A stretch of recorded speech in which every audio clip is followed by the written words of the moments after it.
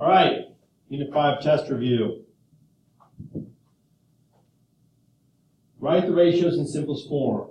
So we're just reducing fractions. So you want to find the biggest number that goes into 12 and reduce it. So that would be 6. No. 12? Yes.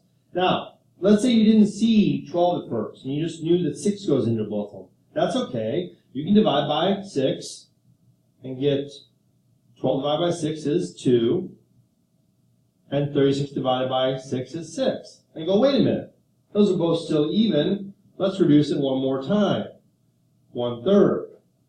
But if you did see divisible by 12, you could have gone directly there if you wanted to by dividing by 12. 2 steps, 1 step doesn't make a big difference as long as you get to the final answer. 16 and 2 both even. So this is going to become 8 inches. You can abbreviate to 1 foot. 32 and 3. Well, 3 doesn't go into 32. So this is in simplest form. So you can just write done. If that was 33, or the 3 was a 2, we could reduce it. All right, cross multiply. 9 times x equals 2 times 18. Divide by 9, x equals 4. Now remember, anytime you see a binomial, immediately put it in parentheses. So you remember to distribute the 8 to both. So 6 times x equals 8 times x and 8 times 2. So I'm going to subtract 8x and get negative 2x equals 16. And then x equals negative 8. And that's okay. Because think about it, if you plug that in. If you plug that in, negative 8 plus 2 is negative 6 over negative 8.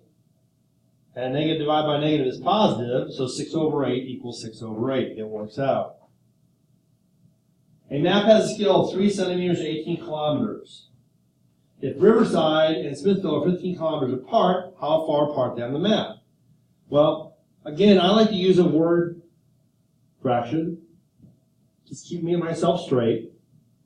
So centimeters on top, so that's 3 to 18. Now, where does the 54 go? It's kilometers, so it goes on the bottom. We're trying to find out how many centimeters they are.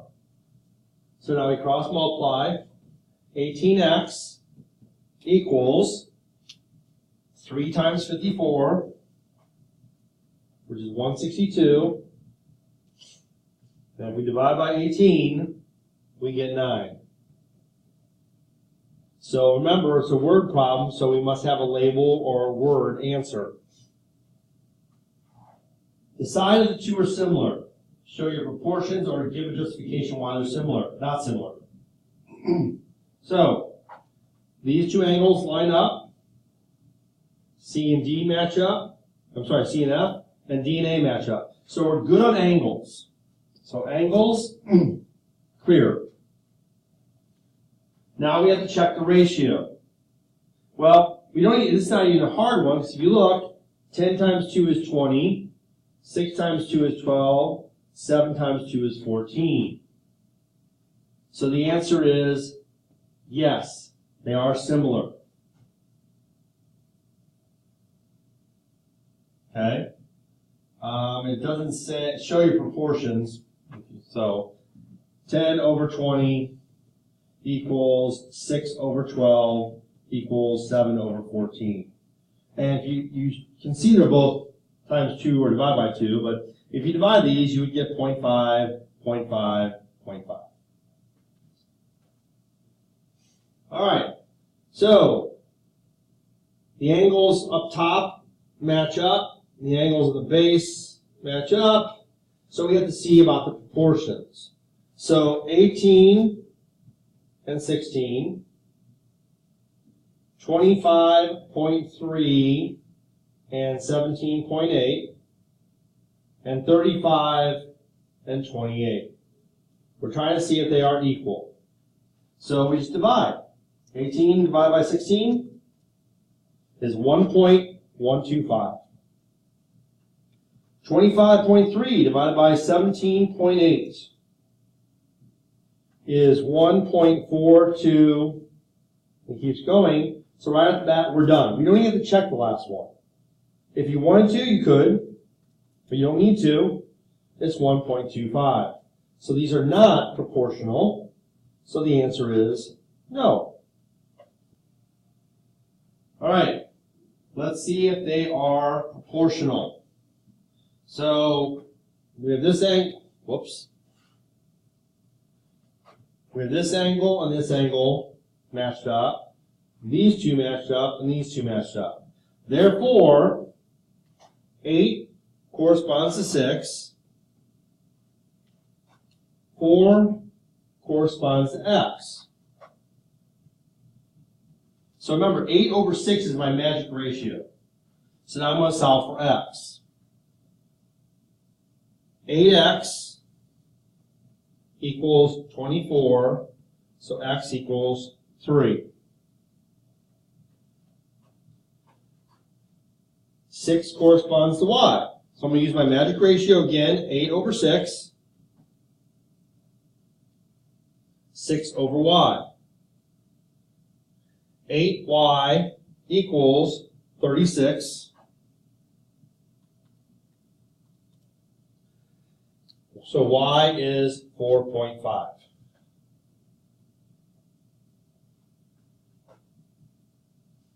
Okay? So what's my scale factor? It's right here. I'm going to reduce it, though, to 4 over 3. Or you could say 3 over 4. Depends on which way you're going, big to small or small to big.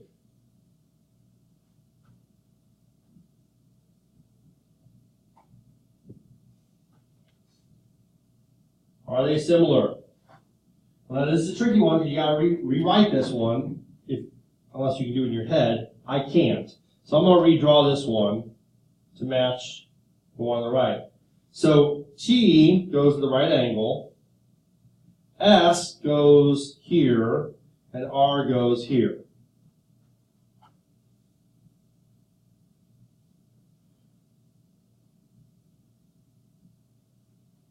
So, do we have enough information?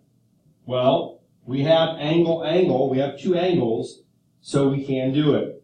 So RST, so we're going from no angle to 1 to 90, no angle to 1 to 90, FGB.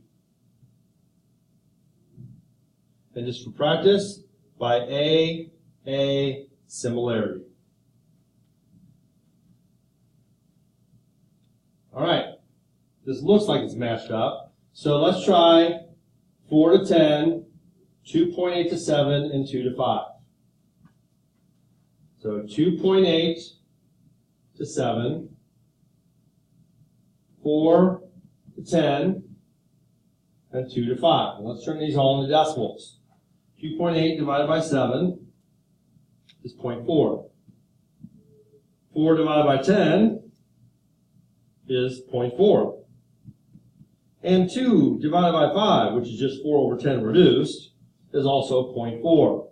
So yes, these are proportional. So XYZ is proportional to VPK by side, side, side similarity.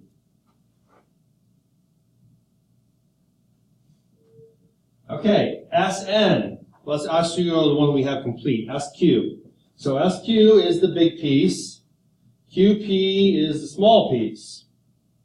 SN is the big piece. So NR is the small piece.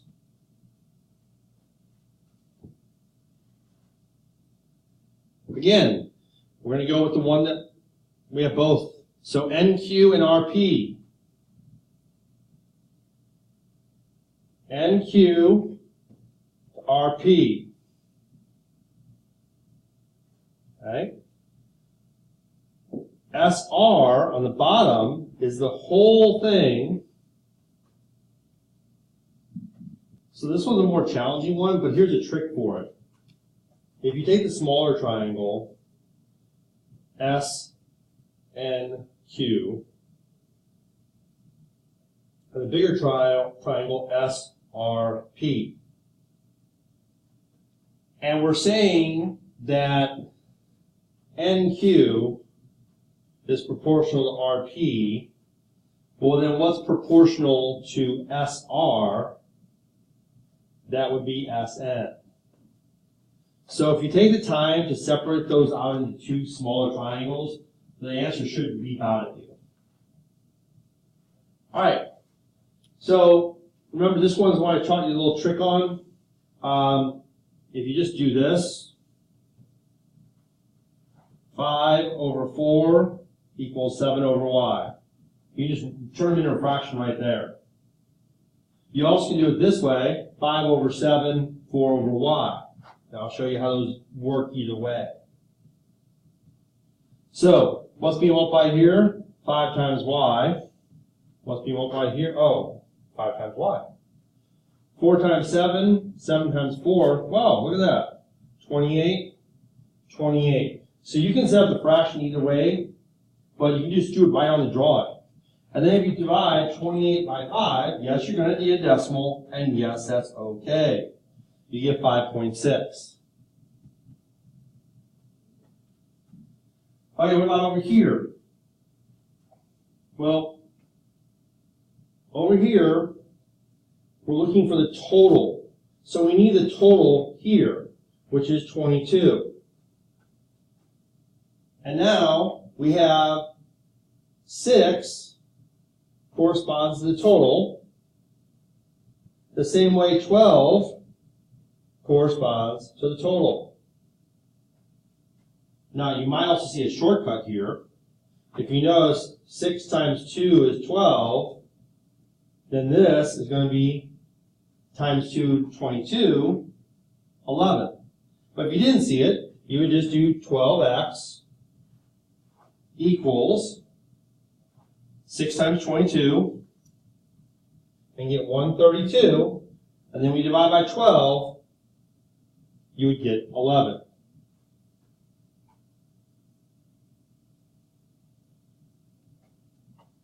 Meaning this piece is 5, which also is half of 10. So it all makes sense. Alright, again, you can just set up your fraction right here. 4 over x equals 5 over, careful, a binomial, write it in parentheses. So we get 5x equals 4 times x and 4 times 2. I'm going to subtract 4x, easy enough. X equals 8. Oh, we have a binomial. And again, you can just set this up. You can set your fraction up right here. X plus 2 in parentheses over 25 equals 24 over 15. So be careful when you multiply to distribute. 15x plus 30, not plus 2, equals 24 times 25, which is 600. We're going to subtract 30, so 15x equals 570, and then we're going to divide by 15, and x is going to be 38.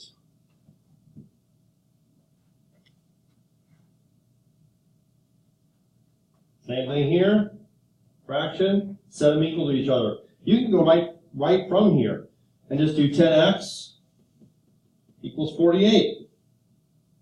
So x is 4.8 after you divide. Okay, here's one of those ones where it kind of helps you do separate triangles. So we have our small triangle here, here's x, here's 7. We have a big triangle, this is 12. Oh, sorry, my bad. This is not x. This is 4. This is x. And now we have our setup. 7 over 4 equals 12 over x. So 7x that's a 7, equals 48. 48 divided by 7 is 6.9, rounded.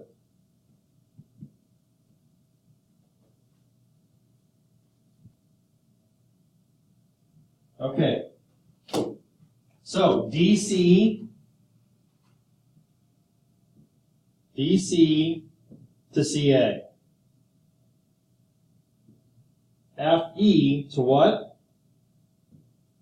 EB.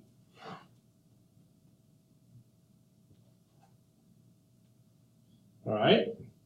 DA, the whole thing, to AC. Going that way too, pay attention to that. So BE, what would that compare to? FB.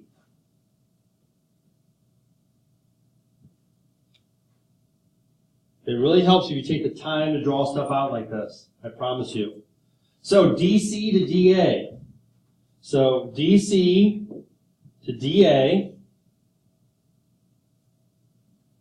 FB, well, that would be FE.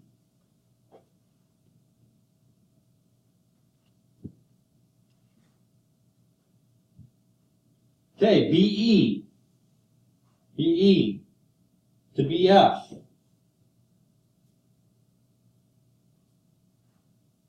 AC to AD.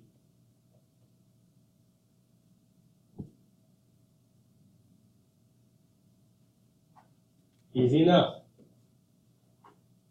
Find each scale factor. Okay? Well, notice how this one's spun around. So the 8 corresponds to the 24. The 15 corresponds to the 45. And the 17 to the 51. Now you may see it already if you're good with multiplication. But 8 times 3 is 24, 15 times 3 is 45, and 17 times 3 is 51. But if you turn these all into decimals, you'll get 0.3 repeating, 0.3 repeating, 0.3 repeating. So the scale factor is 8 to 24. Okay, it says reduce. So that would be 1 to 3. Or 3 to 1, depending on your direction. All right, now these are hard to do because you don't know which one to line up. But here's a trick. Find the biggest number here and find the biggest number here. Find the smallest number over here and find the smallest number here. And then the middle and the middle. It's like Goldilocks and the Three Bears. So we have Papa Bear, okay? Papa Bear, the biggest numbers. Mama Bear, and then Goldilocks. So now we try it out. 60 over 40. 54 over 36. And 57 over 38. So 60 divided by 40 is 1.5. 54 divided by 36, oh, looking good, 1.5. And let's hope 57 divided by 38, there you go, 1.5. So it does work, okay? So we just got to take one of those numbers and reduce it. So I'm going to take 60 over 40 because that's the easiest to reduce. Because with 60 over 40, first thing I can do is just knock out the zeros and get 6 over 4. And then reduce by 2. And there's my scale factor. 3 to 2 or 2 to 3. I would accept either answer. You don't have to give me both. I'm just saying I would accept either answer. And that's it.